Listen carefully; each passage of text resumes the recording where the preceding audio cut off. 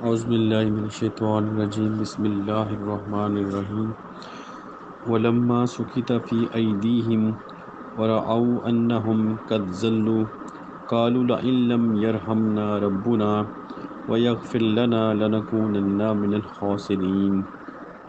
اور جب وہ نادم ہوئے اور انہوں نے دیکھا کہ واقعتاً وہ گمراہ ہو گئے ہیں تو انہوں نے کہا اگر ہمارے رب نے ہم پر رحم نہ کیا اور ہمیں نہ بخشا تو ہم ضرور خسارہ پانے والوں میں سے ہو جائیں گے۔ آج سورۃ الاعراف کی آیت نمبر 149 کی تلاوت کی ہم نے، اس کا ترجمہ آپ نے سنا۔ اس سے پہلے ہم 148 تک پہنچے تھے، جہاں حضرت موسیٰ علیہ السلام جب کوئی طور پر گئے تو ان کی جو قوم تھی ان کو سامری جادوگر نے گمراہ کیا۔ تو سامری نے ان کا جو زیور تھا ان سے ہی ایک جسم تیار کیا۔ اس کا ایسا میکانزم تھا کہ جب ہوا چلتی تھی تو اس سے جو آواز آتی تھی وہ گائے کی آواز آتی تھی۔ تو اس نے جو اسی کی بیس پہ اس نے جو بنی اسرائیل کے کچھ لوگوں کو انہوں نے اس سے گمراہ کیا اور اس نے کہا کہ یہی تمہارا خدا ہے۔ تو سب لوگ اس میں گمراہ نہیں ہوئے تھے، کچھ لوگ جو علم والے تھے اور صبر والے تھے، جیسا کہ قرآن نے ذکر کیا ہے، انہوں نے اس بات پہ یقین نہیں کیا، لیکن جو زیادہ حصہ تھا انہوں نے اس بات پہ یقین کر لیا۔ تو یہ سامری کا جو میننگ ہوتا ہے وہ ایکچولی یہ ہوتا ہے کہ جو پہلے زمانے میں جو کہانیاں سنا کے لوگوں کو سلاتے تھے، اس کا یہ میننگ بنتا ہے، جو لفظی معنی جو اس کا ہے سامری کا۔ تو یہ بھی اس نے اپنی باتوں سے اپنی ایسی باتوں سے ان کو قائل کر لیا کہ یہی ان کا خدا ہے، اور جو پیسہ بھی ان کا یوز کیا اور گمراہ بھی ان کو کیا۔ تو سیم جو آج کل یہی چیز ہمارے ساتھ ہو رہی ہے کہ ہمارا ہی پیسہ یوز ہو رہا ہے اور ہم ہی جو میڈیا سے ہم گمراہ ہو رہے ہیں۔ سب سے بڑا جو گمراہی کا جو مین جو کہہ لیں آپ مرکز ہے وہ میڈیا ہے، چاہے آپ سوشل میڈیا لگا لیں، چاہے پرنٹ میڈیا، چاہے آپ ٹیلی ویژن، کوئی بھی میڈیا دیکھ لیں آپ، یہی جو سب سے بڑا مرکز ہے جو گمراہی کا ہے۔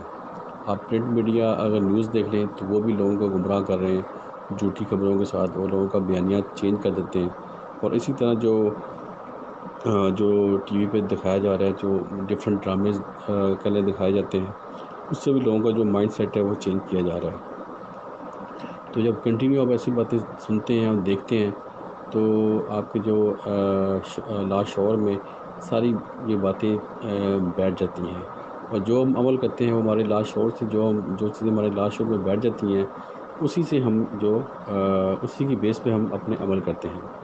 تو یہ ساری چیزیں ہمارے جو پورے جو ہمارے بلیف سسٹم ہے اس کو پوری تبدیل کر رہی ہیں۔ تو یہ بہت بڑا جو ایک فتنہ ہے جس سے کہ ہمیں اچھی طریقے سے نپٹنے کی ضرورت ہے۔ ہم اس کے استعمال سے منع نہیں کرتے، اس کا استعمال بہت ضروری ہے، یہ بہت بڑی نعمت بھی ہے اگر اس کو ہم اچھے کاموں کے لیے اور اچھے پرپس کے لیے یوز کریں۔ تو یہی ہمارا کام ہے، اس کو ٹیکنالوجی کو یوز بھی کرنا ہے اور اس کی جو نقصانات ہیں اس سے بھی بچنا ہے۔ تو جیسے سامری نے ایک ایسا جسم تیار کیا جس میں سے کہ بیل کی آواز آتی تھی، جس نے کہ ان کو گمراہ کیا، اسی طرح ہمیں بھی یہ جو آواز اس سے نکل رہی ہے میڈیا سے، اس آواز کو سمجھنے کی ضرورت ہے اور اس آواز کو پازیٹیو آواز سے چینج کرنا ہے ہم نے۔ تو اس طرح ہم پھر جو اس کے جو نقصانات ہیں اس سے بھی بچ جائیں گے، اور اس کا جو بھرپور جو استعمال ہے اچھا وہ بھی ہم کر سکتے ہیں، کیونکہ دیکھیں اس کے ذریعے سے ہم کتنا جو اسلام کا پیغام اور ایک جو قرآن کے جو ایک شاندار پیغام ہے اس کو بڑے اچھے طریقے سے ہم پوری دنیا میں پہنچا سکتے ہیں۔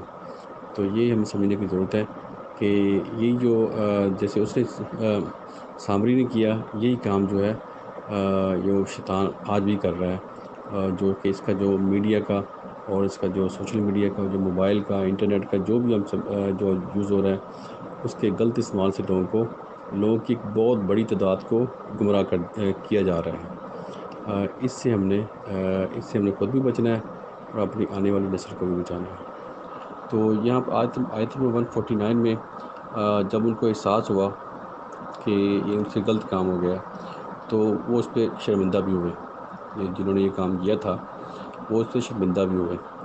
تو یہ آپ کہہ سکتے ہیں کہ حضرت موسیٰ علیہ السلام نے جو محنت کی تھی ان کے اوپر، یہ اس کے اثرات تھے کہ وہ بالکل ان کی جو محنت ضائع نہیں گئی. یہ جو ان کی شرمندگی تھی یہ اس بات کا ثبوت تھی کہ حضرت موسیٰ علیہ السلام کی جو محنت ہے وہ ضرور ہوئی. ان کا اثر بھی ہوا کہ وہ اپنے کیے پر نادم ہوئے اور شرمندہ ہوئے. تو انہوں نے کہا کہ اگر ہمارے رب نے ہم پر رحم نہ کیا اور ہمیں نہ بخشا تو ہم ضرور خسارہ پانے والوں میں سے ہو جائیں گے. یعنی اس چیز کا انہیں احساس ہو گیا کہ اگر اللہ تعالیٰ ہمیں نہ بخشا تو ہمیں بہت زیادہ نقصان میں پڑ جائیں گے. تو یہ اس بات کی طرف اشارہ ہے کہ اگر ہم انسان سے کوئی بھی غلط کام ہو جائے تو جب بھی اس کو یاد آ جائے، جب اس کی طرف دھیان چلا جائے تو اسی وقت اللہ تعالیٰ سے معافی مانگے. یہ جو شرمندگی ہے، یہ جو احساس ہونا کہ اب مجھ سے غلط کام ہو گیا ہے، یہ آپ اللہ تعالیٰ کی رحمت کہہ سکتے ہیں. اگر آپ کو یہ احساس بھی نہ ہو اور آپ کے اندر یہ خیال تک نہ ہے کہ غلط کام کیا اور غلط کام کو غلط نہ کہیں تو یہ اصل خسارہ ہے.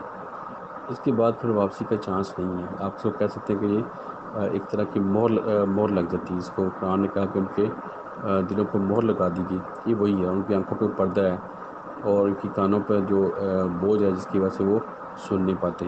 تو یہ جو چیزیں ہیں اگر کسی کو اندر سے آپ کو احساس ہو جاتا ہے اور شرمندگی ہوتی ہے تو اس کے فوراً بعد آپ کو اللہ تعالیٰ سے معافی مانگنی چاہیے اور اس عمل سے باز آنا چاہیے. یہی توبہ ہے. یعنی کہ جب آپ کو احساس ہو جائے اسی ٹائم اللہ تعالیٰ سے معافی مانگ لیں اور برائی کے مقابلے میں نیک کام کرتے رہیں تو ضرور اللہ تعالیٰ آپ کو ایک آسان زندگی دے گا، دنیا میں بھی اور آخرت میں بھی. اللہ تعالیٰ ہم سب کو عمل کی توفیق دے اور دعا ہے کہ پوری دنیا میں جہاں جہاں کوئی بھی پریشان ہے اللہ تعالیٰ اس کی پریشانی دور کرے. جو بیمار ہیں ان کو اللہ تعالیٰ شفا دے اور جو فوت ہو چکے ہیں اللہ تعالیٰ ان کی مغفرت کرے. آمین. صدق اللہ العظیم.